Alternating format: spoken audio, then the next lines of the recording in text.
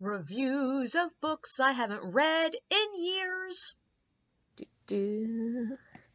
Okay, another Tanya Huff book of Darkness, Light, and Fire. Another omnibus. This is actually Gate of Darkness, Circle of Light, and The Firestone, which, unlike a lot of the other omnibus books I own, this makes no sense as an omnibus. These are two completely unrelated novels. One urban fantasy, one epic fantasy, that are just shoved into one book.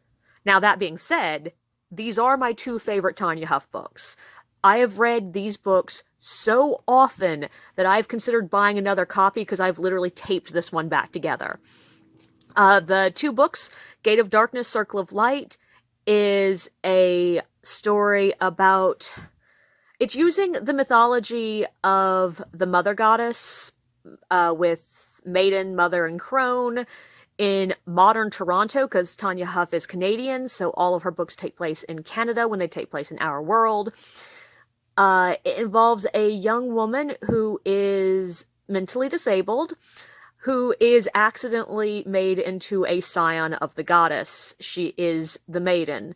No, wait. She's one of the scions. I don't remember. But there is an evil dark force trying to let evil into the world. And she and a random street musician who's destined to be a bard and an angel, sorta, come together to save the world. I don't know. I love the book. It's beautiful. I absolutely love it. And The Firestone is actually, as far as I can remember, the first fantasy novel I ever read that involved queer fantasy.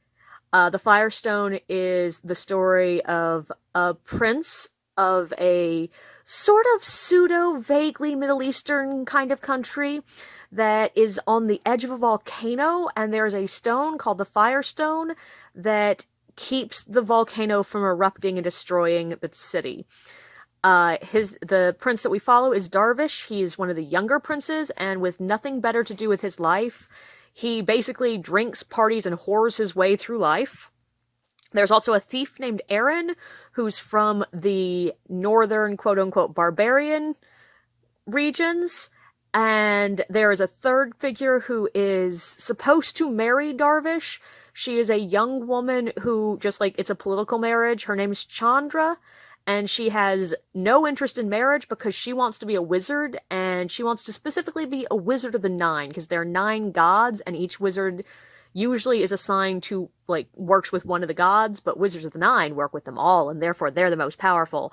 And wizards don't have to be celibate, but she feels like she should be.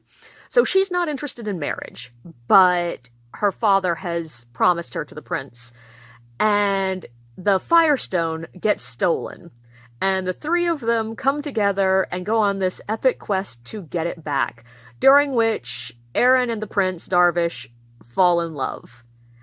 And I don't know why, it is just one of my favorite books I've ever read. I just love that book, and I have read it at least 7 times.